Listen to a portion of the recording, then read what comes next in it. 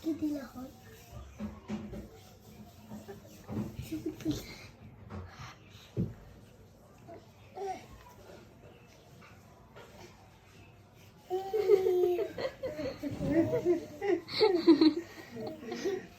সালাম দাও বসো বসো বসো বসো তারপরে দোয়া পড়বো বসো বসো